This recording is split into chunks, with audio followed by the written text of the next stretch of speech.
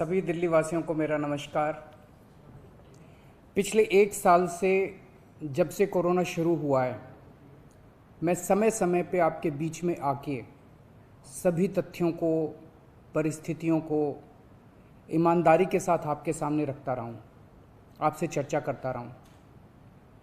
एक चीज़ हम लोगों ने हमेशा गांठ बांध के रखी, आपको कभी गलत तथ्य नहीं दिए, आपसे कभी झूठ नहीं बोला, जो था आपके सामने रख दिया। अगर स्थिति अच्छी थी तो भी आपको बताया, स्थिति खराब थी तो भी आपको हमने ईमानदारी से बताया, क्योंकि हम पहले दिन से समझ गए थे कि ये इतनी बड़ी आपदा है कि आपके साथ के बिना, जनता के साथ के बिना अकेले इस आपदा से सरकार सामना नहीं कर सकती। जनता का सहयोग और जनता की सहभागिता इस पूरे संघर्ष में बेहद ज़रूरी है। और जब तक जनता को सच नहीं बताया जाएगा, सारे तथ्य जनता के सामने नहीं रखे जाएंगे, तब तक जनता की भागीदारी सुनिश्चित करना असंभव था। इसीलिए हमने हर चीज़ आपके सामने रखी। हमने टेस्ट नहीं कम होने दिए। आज दिल्ली के अंदर सबसे ज़्यादा टेस्ट हो रहे हैं। मैं तो ये कहूँगा कि अगर प्रति 10 लाख की पॉपुलेशन पे देखा जाए तो शायद पूरी दुनिया में सबसे ज़्यादा टेस्ट दिल्ली में हो रहे हैं। मैंने देखा कि कई जगहों पे उन्होंने टेस्ट कम कर दिए। टेस्ट कम कर दिए तो केस कम आने लग गए। इस तरह से तथ्यों के साथ कई जगह हेरफेर करने की कोशिश की गई। हमने ऐसा नहीं किया। हमने टेस्ट कम नहीं किए, उल्टे कम करने की वजह हमने दिल्ली में टेस्ट कई गुने बढ़ा दिए।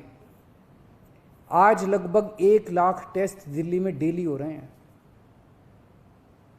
हमने मौत के आंकड़े आपसे नहीं छुपाए। जितनी मौतें होती थी हमने सब आपके सामने रखी, ईमानदारी से रखी। अगर ज़्यादा हो रही थी तो ज़्यादा बताई, कम हो रही थी तो कम बताई।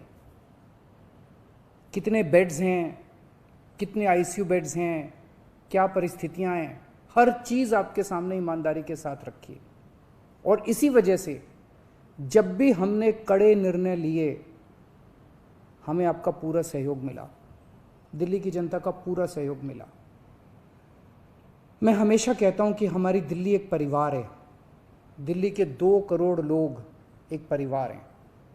और जब परिवार में कोई आपदा आती है तो सारे परिवार के लोग मिलकर उसका सामना करते हैं। अब भी हम सभी मिलकर इसका सामना करेंगे। पहले भी जीत हुई थी, अब भी जीत होगी। आज दिल्ली में क्या परिस्थिति है? पिछले 24 घंटे में दिल्ली में लगभग 23,500 केस आए हैं। उसके पिछले 24 घंटे में लगभग 25,500 केस आए थे। तो पिछले 3-4 दिन से रोज हम देख रहे हैं लगभग 25,000 के करीब केस आ रहे हैं। पॉजिटिविटी बहुत ज़्यादा बढ़ गई है, संक्रमण दर बहुत ज़्यादा बढ़ गई है। दिल्ली के अंदर अस्पतालों में उपलब्ध बेड्स की भारी कमी हो रही है। डेली 25-25 हज़ार अगर पेशेंट्स आएंगे तो कोई भी व्यवस्था चरमरा सकती है। दिल्ली के अंदर बेड्स की भारी कमी हो रही है। आईसीयू बेड्स दिल्ली में लगभग ख़त्म हो गए हैं। आज सुबह मैं ऐप पे देख रहा था 100 से भी कम आईसीयू बेड्स दिल्ली में बचे हैं।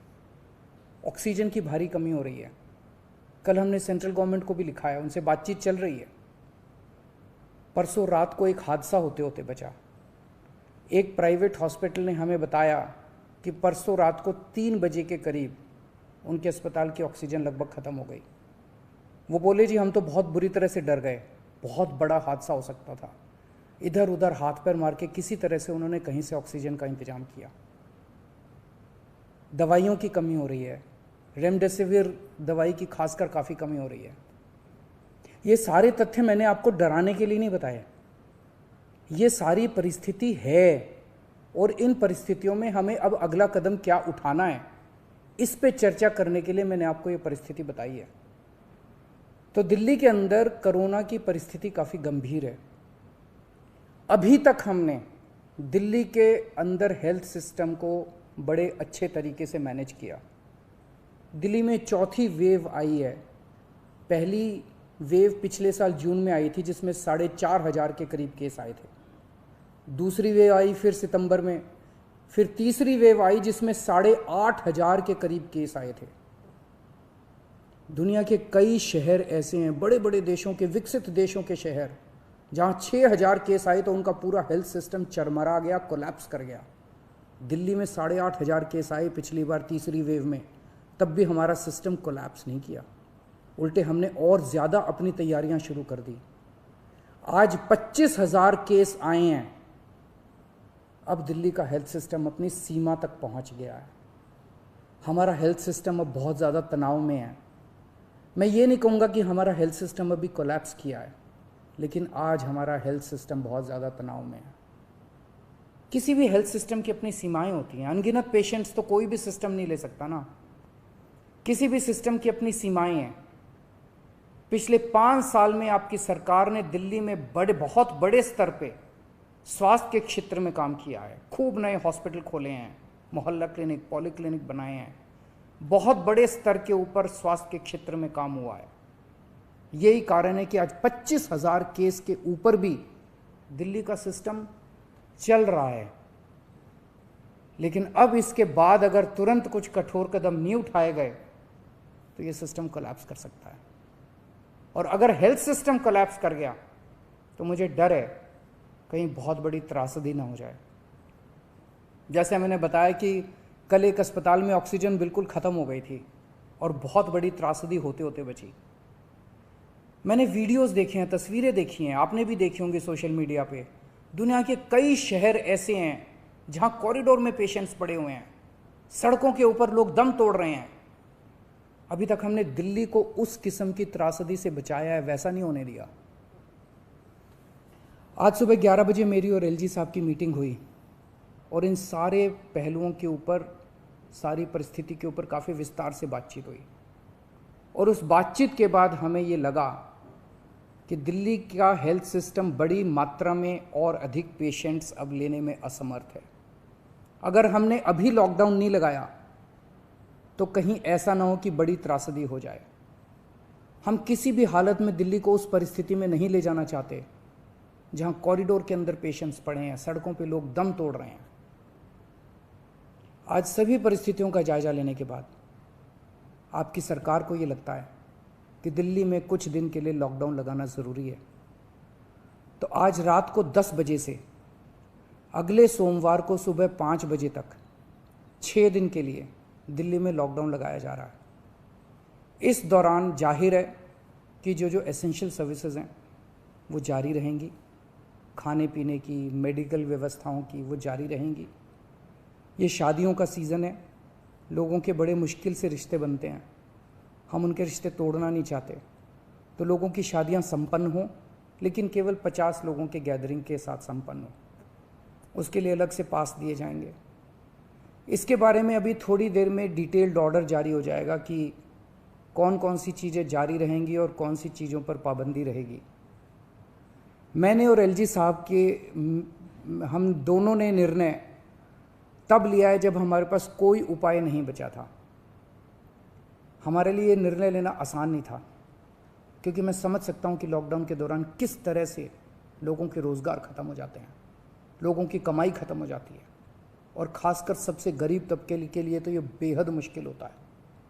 जो दिहाड़ी करके रोज़ कमाते हैं उनके लिए तो बेहद मुश्किल हो जाता है।